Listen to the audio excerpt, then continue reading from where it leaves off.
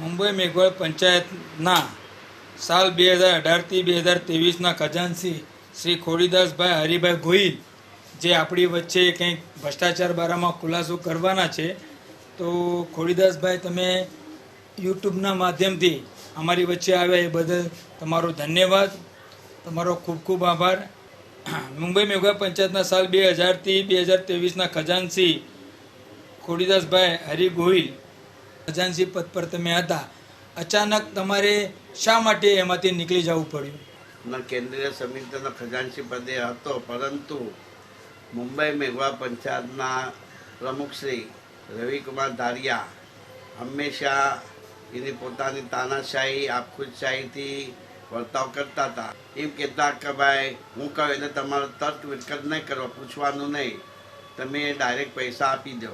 એટલે આજે એમના વ્યવહારથી મને પસંદ નહોતો, એટલે હું મારી સ્વેચ્છાએ એમાંથી છૂટો થયો. રવિભાઈ ધારિયા એમણે મુંબઈ મેઘવાળ પંચાયતના નામે કોરોના કાળમાં કંઈ ગેરવ્યવહાર કર્યો, એ ગેરવ્યવહાર બારામાં સ્પષ્ટીકરણ તમે આપશો? કોરોના કાળ દરમિયાન પ્રમુખશ્રીને મેં બેંકમાંથી વિડ્રોલ કરાવીને 2 લાખ રૂપિયા રોકડા આપ્યા અને પ્રમુખશ્રીના કહેવાથી 1,68,000 શ્રી દિનેશભાઈ ગીગાભાઈ વાઘ જે હાલના ચૂંટણી કન્વીનર છે એના આપવામાં આવ્યા. ટોટલ 3,68,000નો હિસાબ મને આપવામાં આવ્યો નથી. અને કોરોના કાળ દરમિયાન કેટલી રકમ દાનમાં આવી, રકમનો પ્રમુખ તરફથી કોઈ જાતનો ખુલાસો કરવામાં આવ્યો નથી. પ્રમુખશ્રી તરફથી કોઈ પણ જાતનો મને આવકનો કે જાવકનો હિસાબ બતાવવામાં આજ સુધી આવ્યો નથી. આવા દબાણથી પ્રમુખશ્રી કે તમે તર્ક ન કરો, એટલે આવા દબાણથી મેં પંચાયતના કાર્યાલયમાં જવાનું બંધ કર્યું. આજ સુધી આ તો મોટી રકમનો ખુલાસો તમે કર્યો, આવી કંઈ નાની મોટી રકમ નીકળતી હોય એવું તમને કાંઈ ખ્યાલમાં આવે ખરું?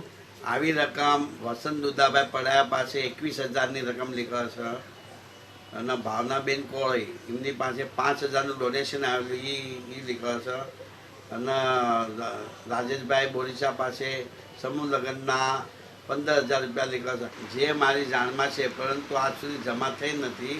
આવી કંઈક રકમનો ખુલાસો સમાજે માંગવો જોઈએ. 8 જૂનની મિટિંગમાં રવિભાઈ ધારિયાએ જે ભ્રષ્ટાચાર ખુલ્લો કર્યો એ બદલ તેમનો આભાર. રવિ ધારિયાએ સેનિટરી કમિશનરમાં આ હિસાબ નહીં આપ્યો હોય એટલે ચેન્જ રિપોર્ટ રિજેક્ટ થયો હશે. રવિ ધારિયાએ 8 તારીખની સભામાં જે ભ્રષ્ટાચાર ખુલ્લો કર્યો, તો આ કંઈક ભ્રષ્ટાચાર છે તો આનો ખુલાસો થવો જોઈએ.